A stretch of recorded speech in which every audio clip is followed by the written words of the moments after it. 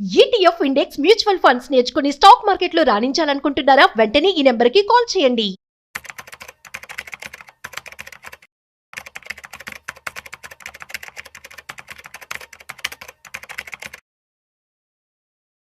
నమస్తే, welcome to Suman TV. నేను విష్ణు. ప్రస్తుతంతో పాటు senior stock market analyst Sundararamareddy గారు ఉన్నారు. సార్తో మాట్లాడదాం. సార్ నమస్తే. సార్ సుందరరామరెడ్డి గారు నమస్తే. సుందరరామరెడ్డి గారు, త్వరలో దీపావళి రాబోతోంది. దీపావళి రాబోతోంది అంటే ప్రతి ఒక్కరి దృష్టి, ప్రతి ఒక్కరి ఆలోచన బంగారం వెండి ధరలు ఎంతలా పెరిగే అవకాశం ఉందంటూ కూడా ఓ నెల 2 నెలల ముందు నుంచే రీసెర్చ్ మొదలు పెడతారు. రైట్. అసలు ఇవాళ గోల్డ్ పరిస్థితి అంటే ఒకసారి చూద్దాం. బంగారం విషయానికి వస్తే 24 క్యారెట్లు 10 గ్రాముల ద్వారా 1,13,300 ఉంది. అంటే 1 గ్రాము దగ్గర దగ్గర 11,330 రూపాయలు ఉంది. ఇది 24 క్యారెట్స్. 22 క్యారెట్స్ అంటే ఆర్నమెంట్ గోల్డ్ విషయానికి వస్తే 10 గ్రామ్స్ 1,02,000 ఉంది. 22 క్యారెట్ 1 గ్రామ్ విషయానికి వస్తే 10,200 ఉంది, ఇంక్లూడింగ్ 3% జిఎస్టీ. ఇక సిల్వర్ విషయానికి వస్తే 135 రూపాయలు 1 గ్రాము, అంటే 1,32,300, 34,000 దగ్గర ఉంది సిల్వర్. సో ఈ సంవత్సరం దగ్గర దగ్గర 50% హైక్ అయింది బంగారం, జస్ట్ 1 year లోనే. సో ఇంకా త్వరలో మేజర్ ఫెస్టివల్స్ ఉన్నాయి కాబట్టి ఇంకా ఎంతవరకు ధరలు వెళ్ళే అవకాశం ఉందంటారు? సో బేసికల్గా ప్రతి ఎసెట్కి ఈ సైకిల్ నేచర్ ఉంటుందండి. బట్ గోల్డ్కి ఈ రేంజ్లో వస్తుందని మాత్రం మనం ఎప్పుడు అనుకోలేదు. ఎందుకంటే సెంట్రల్ బ్యాంక్స్ వరల్డ్ వైడ్గా ఈ రేంజ్లో షాపింగ్ చేస్తారని మనం ఎప్పుడు ఒక 5 years బ్యాక్ ఎక్స్పెక్ట్ చేయలేదు నార్మల్. అందుకని గవర్నమెంట్ వాళ్ళు కూడా సోరింగ్ గోల్డ్ బాండ్స్, జనాలు అనవసరంగా గోల్డ్ కొని స్టోర్ చేస్తున్నారు, వాళ్ళని కొంచెం ఎంకరేజ్ చేద్దామని మా దగ్గరికి ఇచ్చేస్తే అని చెప్పేసి ఫ్రీగా 2% ఎక్స్ట్రా ఇచ్చి మరి వాళ్ళని ఎంకరేజ్ చేశారు. బట్ గోల్డ్ ఇలా పెరిగిద్దాని సంగతే వాళ్ళకి ఏం ఎంకరేజ్మెంట్ కూడా అవసరం లేదండి. ట్యాక్స్ రిటర్న్స్ ఇచ్చి మరి ఎంకరేజ్ చేశారు. ఒకప్పుడు గోల్డ్ పర్సెప్షన్ అలా ఉంది 5-6 years back. But after Covid తర్వాత వరల్డ్ వైడ్గా ఈ సెంట్రల్ బ్యాంక్స్ కొంత మీన్ చేసినాయి.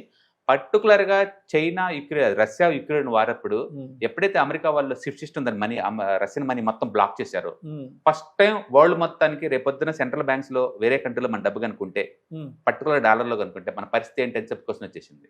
అంటే 2022 నుంచి అక్కడి నుంచి మొదలు, అప్పుడు అక్కడి నుంచి గోల్డ్ మన పరుగు చూసుకుంటే కనుక అసలు ఏ మాత్రం ఆగటం లేదండి. అక్కడి నుంచి 50, 60, 70, 80 వచ్చేసి పోతూనే ఉంది. కోవిడ్ అప్పుడైతే 48,000 ఉంది. 48,000 సార్, 45, 48 మాక్సిమం అంతే. ఇప్పుడు ఏం జరుగుతుంది, లాస్ట్ 1 year నుంచి ఎప్పుడైతే ఈ ట్రంప్ టారిఫ్ వార్ బిగించేశారో అంటే ప్రపంచవ్యాప్తంగా అన్సర్టనిటీ బిగిన్ అయిపోయింది. ఈ డాలర్ వాళ్ళ మీద కోపం అని కావచ్చు, లేకపోతే 2 కంట్రీలో లోకల్ బిజినెస్ చేద్దామన్న విషయం కావచ్చు. ఇండియానే ఉందనుకోండి, ఇండియా మేజర్ ఇంపోర్టెన్స్ అంటే క్రూడ్ అండి. ఆ క్రూడ్ ని డాలర్ నుంచి పక్కకు తీసుకెళ్లేసేసి రష్యా వాళ్ళతోటి మన వాళ్ళు లోకల్ కరెన్సీలో ట్రేడ్ చేస్తున్నారు. అంటే మనకి ఇంకా డాలర్ అవసరం లేదు ఆ ఏరియాలో. అట్లా చాలా కంట్రీస్ వరకు కూడా ఏంటంటే లోకల్ టైప్స్ తోటి లోకల్ కరెన్సీలు ట్రేడ్ చేయడం బిగిన్ చేసినాయి.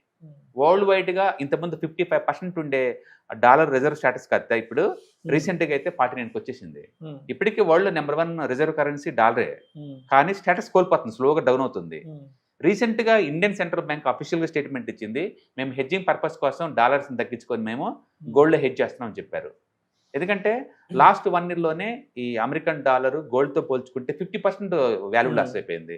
అందుకని ప్రపంచంలో పర్టికులర్ బ్రిక్ కంట్రీస్ లో ఈ సెంట్రల్ బ్యాంక్స్ గోల్డ్ కొనటం అనేది ఎవ్రీ మంత్ ఫ్యాషన్ అయిపోయింది.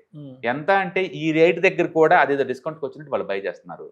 మామూలుగానే కస్టమర్ దగ్గర నుంచి డిమాండ్ ఉంటుంది, అండ్ ఇండియన్స్ రిటైలర్ దగ్గర నుంచి డిమాండ్ ఉంటుంది, ఆర్నమెంట్స్ కి డిమాండ్ ఉంటుంది. బట్ కొత్తగా సెంట్రల్ బ్యాంకులు ఇన్వెస్ట్మెంట్ పర్పస్ ఎప్పుడైతే దిగారో అంతే గోల్డ్కి ఒక్కసారిగా హ్యూజ్ డిమాండ్ రావడం అయింది. బేసికల్గా గోల్డ్ రేటు పెరగాలంటే ఒకటి వరల్డ్ వైడ్ గా అన్సర్టనిటీ ఎక్కువ ఉండాలా. ఇప్పుడు నేపాల్లో అంత గొడవలు జరుగుతున్నాయి, ఆ కంట్రీ నుంచి పారిపోవాలంటే వచ్చేటప్పుడు మీ అసెట్స్ మొత్తం గోల్డ్ ఫార్మేట్ లో ఉన్నాయనుకోండి, 4 బంగారు కడ్డీలు వేసుకొని బ్యాగ్లు సర్దుకొని పారిపోయి రావటం ఈజీ. ల్యాండ్ తీసుకెళ్ళలేవుగా, ఫిజికల్ వస్తువులు ఏం తీసుకెళ్ళలేవు కదా, స్టాక్ మార్కెట్ లో ఉన్న అసెట్స్ మొత్తం తీసుకెళ్ళలేవు కదా నేపాల్లో ఇలాంటివన్నీ. సో అందుకని ఎక్కడైనా కంట్రీలో కనుక డిస్కంఫర్ట్ ఎక్కువ ఉంటే ఆటోమేటిక్ గోల్డ్ హ్యూజ్ డిమాండ్ వస్తుంది, వాళ్ళు కొంట బిగిన్ చేస్తారు కాబట్టి. ఓకే, రెండోది సెంట్రల్ బ్యాంక్స్ వడ్డీ రేట్లు తగ్గిస్తున్నారు అనుకోండి, ఈ డెట్ ఫండ్స్ ఆల్టర్నేటివ్ గా గోల్డ్ లోకి వచ్చేస్తారు. ఇప్పుడు వరల్డ్ వైడ్ గా మళ్ళీ సెంట్రల్ బ్యాంక్స్ అన్ని మళ్ళీ కట్ చేయడం బిగిన్ చేసినాయి. ఈవెన్ దో ఇన్ఫ్లేషన్ తగ్గిపోయినా సరే ఇప్పుడు అమెరికాలో కూడా వడ్డీ రేట్లు తగ్గిపోతారు, నెక్స్ట్ మంత్ తగ్గిపోతున్నారు. ఇండియన్ సెంట్రల్ బ్యాంక్ ఆల్రెడీ ఇప్పటికే 3 times తగ్గించేసినాయి. అంటే ఎక్కువ డబ్బులు అట్రాక్ట్ చేసే ఈ డెట్ ఫండ్స్ వాటి అట్రాక్షన్ కోల్పోతున్నప్పుడు ఆటోమేటిక్ గా గోల్డ్ కి షిఫ్ట్ అవుతా ఉంటుంది. మూడోది ఇన్ఫ్లేషన్ వరల్డ్ వైడ్ గా అన్ని చోట్ల ఒకవైపు వడ్డీ రేట్లు తగ్గిస్తున్నా సరే ఇన్ఫ్లేషన్ ఎక్కువ అవుతుందండి. అమెరికాలో కావచ్చు, యూరోప్లో కావచ్చు, అన్ని చోట్ల ఇన్ఫ్లేషన్ ఎక్కువ, ఎక్సెప్ట్ ఇండియాలో కాకుండా మిగతా ఏ కంట్రీలో చూడండి ఇన్ఫ్లేషన్ చాలా ఎక్కువ ఉంది. ఇన్ఫ్లేషన్ ఎక్కువ ఉన్నా సరే గోల్డ్లోనే డిమాండ్ పెరుగుతూ ఉంటుంది. అట్లా world wide uncertainty plus inflation ఇది అవటాలు, వడ్డీ రేట్లు కట్ చేయటం, ఇవన్నీ నార్మల్గా గోల్డ్ మూవ్ కారణం అవుతాయి. కొత్తగా ఇప్పుడు ఏమైందంటే సెంట్రల్ బ్యాంక్స్ షాపింగ్ బిగిన్ చేసినాయి. ప్రతి సెంట్రల్ బ్యాంక్ కూడా వాళ్ళ దగ్గర ఉన్న డాలర్స్ తగ్గించి అమెరికాలో ట్రెజరీ వాటి మీద ట్రెజరీ బాండ్స్ మీద ఇన్వెస్ట్మెంట్ తగ్గించేసి గోల్డ్ లో ఇన్వెస్ట్ చేయడం బిగిన్ చేసినాయి. దాంతో హ్యూజ్ డిమాండ్ వచ్చింది గోల్డ్కి. ఎగ్జాక్ట్లీ హ్యూజ్ డిమాండ్ వచ్చింది. ఎంత అంటే నెక్స్ట్ 2-3 ఇయర్స్ పెరగాల్సిన గోల్డ్ మొత్తం ఇప్పుడే పెరుగుతుందండి. ఈవెన్ మనం ఒక 2 months బ్యాక్ కూడా 1,10,000 అంటే అంత బాధ్యత అన్నారు. అంత బాధ్యత అంతగా పెరుగుతుంది అన్నమాట గోల్డ్. సో సిల్వర్ అంటే ఇండస్ట్రియల్ డిమాండ్ ఉంటుంది కాబట్టి కాబట్టి ఇది ఓకే. బట్ గోల్డ్ అలా కాదు, ప్యూర్లీ ఇన్వెస్ట్మెంట్ డిమాండ్ అనమాట. అంటే బీభత్సంగా కొంటపోతున్నాయి. అందుకని ఇన్ఫ్లేషన్, అన్సర్టనిటీ, రేట్ కట్స్, ఈ ట్రంప్ పుణ్యం అంటూ గోల్డ్ మాత్రం డిమాండ్ వచ్చేసి బాగా మూవ్ అవుతా ఉంటారు వరల్డ్ వైడ్ గా. రీసెంట్ గా ఐఎం వాళ్ళు సర్వే చేశారండి ఇండియాలో గోల్డ్ అసలు ఎంత ఉంటుంది ఏంటి అనేది. వాళ్ళ సర్వే ప్రకారం ఒక్క తమిళనాడులోనే 700 టన్నుల గోల్డ్ అండి. ఇది అఫీషియల్ లెక్క. 700 టన్నులు ఒక తమిళనాడులో. అవును. కర్ణాటకలో 4,000 టన్నుల గోల్డ్ అండ్ ఆంధ్రప్రదేశ్ లో 2,750 టన్నులు. థర్డ్ బిగ్గెస్ట్ స్టేట్ అండి గోల్డ్. అయితే ఇవన్నీ ప్రైవేట్ కన్జంప్షన్ కాబట్టి మనకు అఫీషియల్ గా మనకు తెలుపుదు. బట్ ఐఎం వాళ్ళ సర్వే అనమాట. అండ్ అఫీషియల్ గా మనం లాస్ట్ 15 years లో యావరేజ్ మీద 750 టన్నులు ఇంపోర్ట్ చేసుకుంటున్నాం అండి అఫీషియల్ రూట్ లోని ఎవ్రీ ఇయర్. ఆ లెక్కను చూసుకున్నాం అనుకోండి, ఒక 15,000 టన్నులు జస్ట్ లాస్ట్ 15 years లో మనం ఇంపోర్ట్ చేసుకున్నాం. అంటే ఈ రేట్ లాస్ట్ 1 year లో 50% పెరిగింది. అంటే ఇప్పుడు ఇండియన్ ఎకానమీకి ఈక్వలెంట్ గోల్డ్ పెరిగిందండి. కాకపోతే ఇక్కడ ఇండియాలో ఏంటంటే గోల్డ్ని ఎవరు కూడా ఒక ఎసెట్ లాగా ట్రీట్ చేసి దాన్ని అమ్మడానికి ట్రై చేయరు. అది పర్మనెంట్ ఎసెట్ లాగా ఉంచుకుంటారు కాబట్టి ఉంది కాబట్టి. అదర్వైజ్ ప్రపంచం మొత్తం మీద లాస్ట్ 1 year లో ఎక్కువ మంది డబ్బులు సంపాదించింది స్టాక్ మార్కెట్ లో కాదండి, ఈ గోల్డ్ ఉంచుకున్న వాళ్ళందరూ. ఓకే. అంటే తెలంగాణలో 1,250 tons గోల్డ్ ఉంది. అండ్ మహారాష్ట్రలో 1,500 tons, ఉత్తరప్రదేశ్లో 655, మొత్తం మీద 22,000 tons. ఇది ఐఏఎం వాళ్ళ స్టడీ అనమాట. ఏ సిటీలో 22,000 టన్నులు. ఇది లీగల్ గా కొన్ని స్టేట్స్ లో. ఇవి కాకుండా దేవుడు పుట్టిన ల్యాండ్ అండి ఇది. ఎంత ఉండాలి గోల్డ్ అసలు.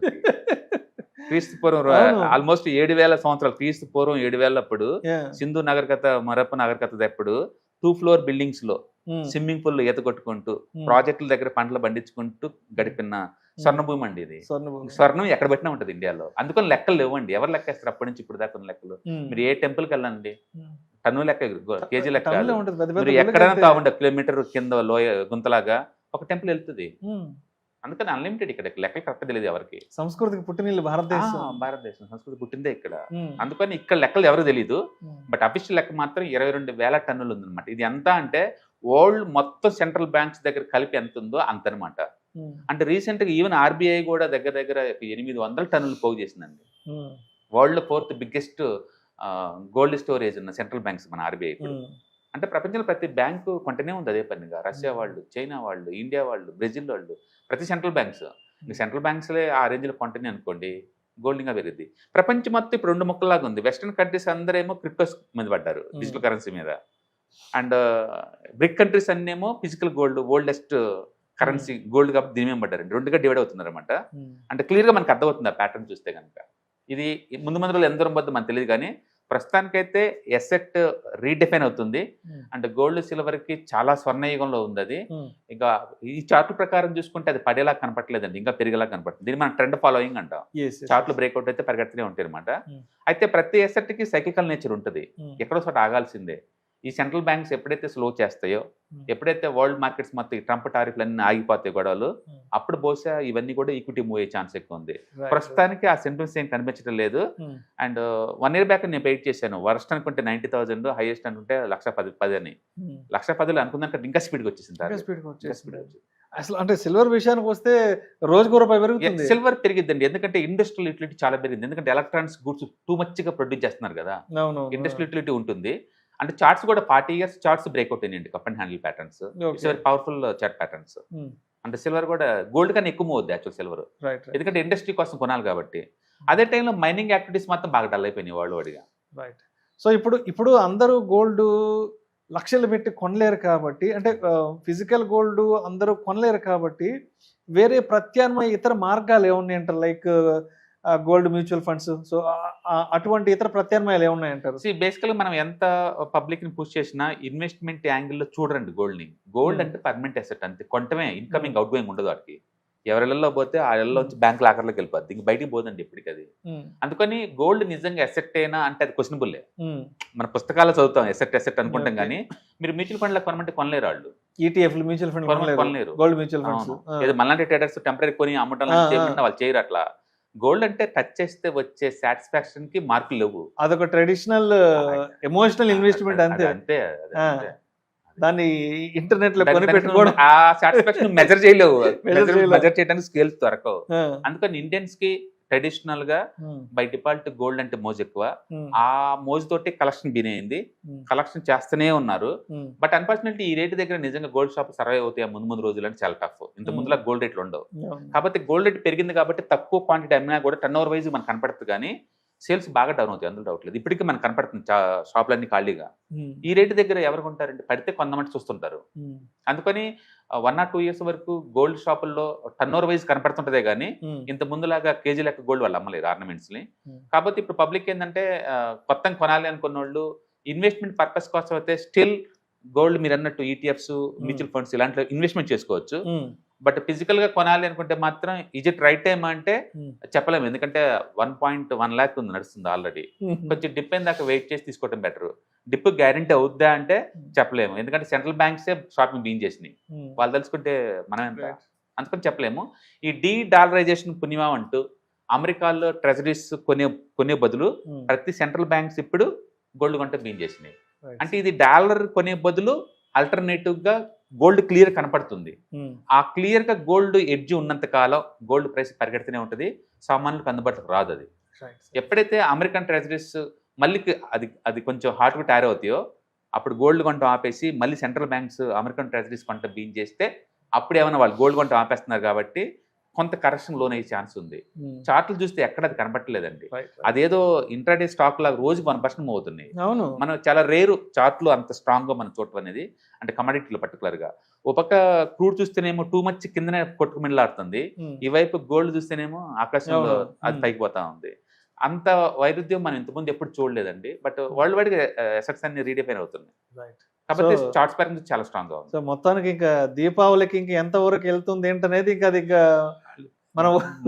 మనకి దివాళీ దసరా ఒకటేనండి. సెంట్రల్ బ్యాంక్స్ రోజు చేస్తున్నాయి. నిన్న ఆర్బీఐ ల్యాండ్ కొన్నారు ఒకటి ముంబైలో, 4 acres ల్యాండ్. అవునవును, ఆల్మోస్ట్ మోర్ దెన్ 4,000 crores కదా. మనం కోకపేటలో ఎకరం 100 కోట్లు అంటే అద్భుతం అన్నాం, ఇది అద్భుతం అంటే. Right sir, right. అంతే, అంత వస్తుంది వాడి దగ్గర డబ్బు. Exactly sir, right sir. Thank you sir, thank you so much Sundararaman గారు. అక్టోబర్ 12వ తారీఖు మీకు దగ్గరలోని సిటీకి వస్తున్నాం. వైజాగ్, తిరుపతి అండ్ నెల్లూరు ఈ 3 cities లో ప్లాన్ చేస్తున్నాం. సో మీరు ఎవరైనా సరే స్టాక్ మార్కెట్ మీద passive income as well as active income కనుక ETFs, index funds and mutual funds ద్వారా ఎర్న్ చేద్దాం అనుకుంటే ఇది మంచి అవకాశం. సో మీరు ఎవరైనా సరే మీ దగ్గరలో సిటీస్ వాళ్ళు అనుకుంటే కనుక కింద స్క్రోల్ అవుతున్న నెంబర్పై పింక్ చేసుకొని మీరు సీటు రిజర్వ్ చేసుకోండి. సో ఇంతకుముందుతో పోల్చుకుంటే ఏంటి, ఇంతకుముందు మనం ఓన్లీ ఆన్లైన్లో తీసుకునే వాళ్ళం, ఇప్పుడు దాంతో పోల్చుకుంటే ఇది క్లాస్ రూమ్ ఎన్విరాన్మెంట్లో అనమాట. సో 1-to-1 ఇంటరాక్షన్ ఉంటుంది కాబట్టి మోర్ ఎఫెక్టివ్గా ఉంటుంది. కాబట్టి ఎవరికైనా ఇంట్రెస్ట్ ఉంటే ఈ 3 అసెట్ క్లాసులు నేర్చుకుందామని కింద స్క్రోల్ అవుతున్న నెంబర్పై పింక్ చేయండి. Thank you. హాయ్, స్టాక్ మార్కెట్లో వాలటిలిటీకి దూరంగా ఉంటున్నారా? పోర్ట్ఫోలియోస్ అన్ని కూడా రెడ్లో ఉండి బ్లీడ్ అవుతున్నాయా? అంటే స్టాక్ మార్కెట్లో ఉండి సస్టైనబిలిటీ ఉన్న బిజినెస్ మోడల్ లాగా, లేదా స్టాక్ మార్కెట్ లాంగ్ టర్మ్లో మంచి వెల్త్ క్రియేట్ చేసుకునేలాగా ప్లానింగ్స్ ఏమైనా ఉన్నాయా? అయితే అలాంటి వాళ్ళ కోసం ఈ ప్రోగ్రామ్ అండి. ETFs, index funds and mutual funds. మా స్టాక్ మార్కెట్లో ఉండి కూడా సెక్యూర్ వేలో మనీ మేక్ చేసుకునే పద్ధతి ఏదైనా ఉందంటే రిటైలర్స్కి ఈ 3 అనమాట. దీంట్లో కాంప్రహెన్సివ్గా మీకు ట్రైనింగ్ అండ్ గైడెన్స్ దొరుకుతుంది. అండ్ వీకెండ్స్లో జరిగే ఈ ప్రోగ్రామ్లో అటెండ్ అవడం ద్వారా ETFs, index funds and mutual ఫండ్స్లో మీ నాలెడ్జ్ పెంచుకోండి. మీ పోర్ట్ఫోలియో మీరే మెయింటైన్ చేయడం ద్వారా ఇయర్లీ యావరేజ్ మీద 20 to 30% మనీ మేక్ చేసుకోండి. All the best. Thank you.